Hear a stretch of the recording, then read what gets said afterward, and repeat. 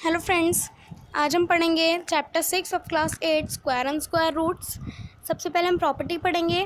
पहली प्रॉपर्टी है property number 1, a number having 2, 3, 7 और 8 eight unit place is never a perfect square. इसका मतलब क्या है कि अगर कोई भी नंबर जिसके एंड में 2, 3 या 7 या 8 हो तो वो कभी भी परफेक्ट स्क्वायर नहीं हो सकता है। जैसे एग्जांपल में यहाँ पे दिया हुआ है 152, इसके यूनिट प्लेस पे 2 है तो ये परफेक्ट स्क्वायर नहीं है। ऐसे ही नेक्स्ट एग्जांपल है 7693, इसके भी यूनिट प्लेस पे 3 है तो ये भी परफेक्ट स्क्वायर नहीं है। ऐसे ही थर्ड और फोर्थ एग्जांपल में 7 और 8 है यूनिट प्लेस पे तो ये दोनों भी परफेक्ट स्क्वायर नहीं है। अब नेक्स्ट प्रॉपर्टी हमारी प्रॉपर्टी नंबर 2, इसमें क्या बोला है हमें कि squares of even number is always even end of odd numbers will always odd. इसका मतलब कि कोई भी एक डिजिट अगर वो इवन में है तो उसका स्क्वायर भी इवन में होगा, और कोई भी एक डिजिट जो ऑड नंबर में है, ऑड नंबर है, उसका स्क्वायर भी ऑड नंबर ही होगा। जैसे एग्जांपल में यहाँ दिया है हमें 10 का स्क्वायर, तो 10 एक इवन नंबर है, इसका स्क्वायर क्या है 100, 100 भी एक इवन नंबर है। ऐसे नेक्स्ट एग्जांपल है 5 स्क्वायर इज इक्वल टू 25। इसका मतलब जैसे 5 हमारा एक ऑड नंबर है तो इसका स्क्वायर 25, 25 भी एक ऑड नंबर है। अब है next property number 3, if a square of a number will ends in zero will also ends in zero. क्या है इसका मतलब, इसे ध्यान से पढ़ना, ये थोड़ा टिपिकल दिया हुआ है कि if a square of a number, जैसे कोई भी एक नंबर है वो अगर ज़ीरो पे एंड हो रहा है तो उसका स्क्वायर भी ज़ीरो पे ही एंड होगा। जैसे एग्जांपल में दिया है यहाँ 10 square, 10 square is equal to 100। जैसे 10 के एंड में ज़ीरो है तो इसके स्क्वायर के एंड में भी ज़ीरो है, 100 के एंड में भी ज़ीरो है। आगे क्या लिखा है, if it will 5 also ends in 5। इसका मतलब भी यही है कि जैसे यहाँ पे एग्जांपल है 5, 5 का स्क्वायर 25, तो 25 के एंड में भी 5 है, और जिसका स्क्वायर मतलब 25 का जो स्क्वायर रूट है वो भी 5 ही है, यूनिट प्लेस पे 5 है। अब ये क्या है हमारा, ये साइन है हमारा स्क्वायर रूट का, और अगर कहीं भी हमें स्क्वायर रूट निकालना हो तो जिस नंबर का स्क्वायर रूट निकालना है उस नंबर से पहले हमें ये लगाना ज़रूरी है। अब हमें ये क्या दे रखा है, टेबल दे रखी है जिसमें लिखा है कि 1 square is equal to 1, 2 square is equal to 4, 3 square is equal to 9, 4 square is equal to 16, 5 square is equal to 25, 6 square is equal to 36, 7 square is equal to 49, 8 square is equal to 64, 9 square is equal to 81, 10 square is equal to 100, 11 square is equal to 121 and 12 square is equal to 144।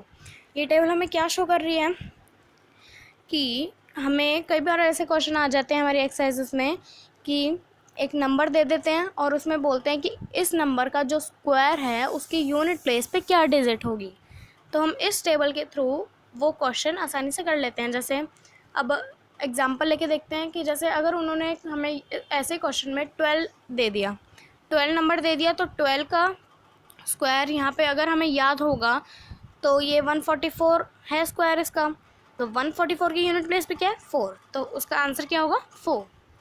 और ये table हमें कभी कभी long division method में भी काम आ जाती है, वन सेंटेंस मेथड में भी हेल्प करती है, तो ये टेबल हमेशा याद रहनी चाहिए, इट्स इम्पॉर्टेंट, वेरी इंपॉर्टेंट। अब ये हमें क्या है, स्क्वायर और स्क्वायर रूट का मीनिंग बताया हुआ है यहाँ पे। सेकेंड लाइन में देखते हैं, फर्स्ट लाइन अभी नहीं देखेंगे हम, पहले सेकेंड लाइन देखेंगे। सेकेंड लाइन में क्या दिया है, 5 square is equal to 25। 5 square मतलब 5 स्क्वायर, स्क्वायर का मतलब क्या होता है 2, मतलब जो 5 है वो 2 टाइम्स मल्टीप्लाई होगा, तो 2 टाइम्स मल्टीप्लाई करके 5 क्या आएगा आंसर 25, तो 5 का स्क्वायर क्या हुआ 25। ये तो हो गया स्क्वायर। अब हम निकालेंगे square root. Square root just इसका अपोजिट होता है। जैसे हमें दे रखा है 25, स्क्वायर रूट ऑफ 25, तो क्या होगा आंसर 5। मतलब कौन से ऐसे दो नंबर है जिनको मल्टीप्लाई करके 25 आएगा, वो होगा इसका स्क्वायर रूट, और उन दो नंबर्स को जो मल्टीप्लाई करके आंसर आएगा वो होगा हमारा स्क्वायर। ठीक है, अब ये हमें वन सेंटेंस मेथड है, ध्यान से देखना है इसे। 4489 हमें डिजिट दे रखी है और क्वेश्चन है हमारा कि find the square root of 4489 through one sentence method. अब हम इसे कैसे सॉल्व करेंगे, पहले तो हम इसको 2 पेयर्स में 2 पार्ट्स में डिवाइड करेंगे। हर पार्ट में दो डिजिट होनी चाहिए, मतलब एक पेयर बनना चाहिए। जैसे यहाँ पे हमें 44 का पेयर बन रहा है और 89 का पेयर बन रहा है। तो हम पहले जो 89 का पेयर बन रहा है, राइट साइड का जो पेयर बनता है, उसमें हम पहले क्या करते हैं, जो वंस डिजिट होती है राइट साइड वाले पेयर में, वंस डिजिट जो होती है वो किस किस के टेबल के एंड में मतलब आ रही होगी। जैसे अब 89 में वंस डिजिट क्या है, 9। तो ऐसी कौन सी डिजिट हैं जिनका जो स्क्वायर होगा वो एंड में 9 होगा, मतलब उनके स्क्वायर के यूनिट डिजिट पे 9 होगा। जैसे 3 है, 3 का स्क्वायर क्या होगा, 9। उसमें तो यूनिट डिजिट या टेंस डिजिट कुछ है, मतलब टेंस डिजिट 100 डिजिट कुछ है ही नहीं, यूनिट डिजिट ही है और यूनिट डिजिट पे 9 है। ऐसी 7 है, 7 का स्क्वायर क्या होगा, 49। 49 के यूनिट डिजिट पे भी हमारा 9 है। तो 3 और 7 है हमारा जो वंस डिजिट का आंसर हो सकता है। अब इसमें एक बात और याद रखनी है आपको कि जैसे 4489 यहाँ पे हमें दे रखा है, तो हमें अगर क्वेश्चन में पूछा जाए कि एक डिजिट दे दी जाए, जैसे यही है 4489, तो इसमें इसका जो स्क्वायर रूट होगा वो कितने डिजिट का होगा। ऐसा भी क्वेश्चन आता है कि जो इसका स्क्वायर रूट होगा वो कितने डिजिट का होगा, तो उसे हम एक्चुअल मल्टीप्लिकेशन ना करके, एक्चुअल स्क्वायर रूट ना निकाल के, ये भी ऐसे भी पता लगा सकते हैं कि जैसे 4489 है ना यहाँ, तो 4489 में 2 पेयर्स बन रहे हैं, तो 2 पेयर्स बन रहे हैं, इसका मतलब जो इसका स्क्वायर रूट होगा वो भी 2 डिजिट का होगा। तो अब हमें यहाँ पता चल गया है वन सेंटेंस मेथड में कि जो 2 डिजिट का आंसर होगा इसका, उसमें वंस डिजिट या तो 3 होगी या तो 7 होगी। अब इसमें हमें अभी कंफर्म नहीं है कि 3 होगी या 7 होगी, तो अभी हम इस पार्ट को छोड़ते हैं। अब हम 44 वाले पे आ जाते हैं। 44 में अब क्या देखते हैं, हम कोई भी 2 डिजिट चूज़ करते हैं जिनके बीच में ये 44 आ रहा हो, जिनके स्क्वायर के बीच में 44 आ रहा हो। जैसे 6 का स्क्वायर 36 होता है, 7 का स्क्वायर 49 होता है। तो 36 और 49 के बीच में हमारा 44 आ रहा है, तो ये 6 और 7 हमने चूज़ किया। और 6 और 7 में जो छोटा होगा, जैसे 6 स्क्वायर है, तो उसी को हम 10th डिजिट पे लेंगे, 10th प्लेस पे लेंगे। तो हम हमारी स्क्वायर रूट होगा 4489 का 10th डिजिट पे तो 6 आ जाएगा, और 1st डिजिट पे या तो 3 आएगा या तो 7 आएगा। तो square root of 4489 is equal to 63 multiply 63 या 67 मल्टीप्लाई 67। ये हम आप करके देख लेंगे, आंसर आ जाएगा। ये होता है हमारा वंस एंड टेंस मेथड। अब हम पढ़ेंगे long division method. Long division method is most important method of this chapter. ये ध्यान से सुनना। देखो, जैसे हमें ये दे रखा है 104976, इसका स्क्वायर रूट निकालना है। स्क्वायर रूट में सबसे पहले हम डिजिट को, जैसे 104976 दे रखा है, इस डिजिट को हम पेयर्स में डिवाइड कर लेंगे। जैसे 10 1 और 0 का पेयर बन गया, 4 और 9 का एक पेयर बन गया, और 7 और 6 का पेयर बन गया। तो हम स्टार्टिंग से स्टार्ट करते हैं, 10 से स्टार्ट करेंगे कि ऐसी कौन सी डिजिट है जो उसी को मल्टीप्लाई करके 10 आए या 10 से कम आए। तो हम 3 इंटू 3 करेंगे तो 9 आ जाएगा, माइनस करके 1 बचा, और ऊपर से 49 एक साथ उतार लेंगे, क्योंकि एक एक करके यहाँ हम नहीं उतार सकते, क्योंकि 49 एक ही पेयर है। तो यहाँ नीचे उतर गया, हमारा 149 आ गया। अब हम क्या करेंगे नेक्स्ट स्टेप में, जो हमने यहाँ ऊपर 10 के लेफ़्ट साइड में 3 और अपर साइड में 3 लिखा है, 2 टाइम्स 3 लिखा है, तो वो 2 3 को हम प्लस कर लेंगे, क्या आ जाएगा 6। 149 के लेफ़्ट साइड में हम क्या लिख देंगे, 6।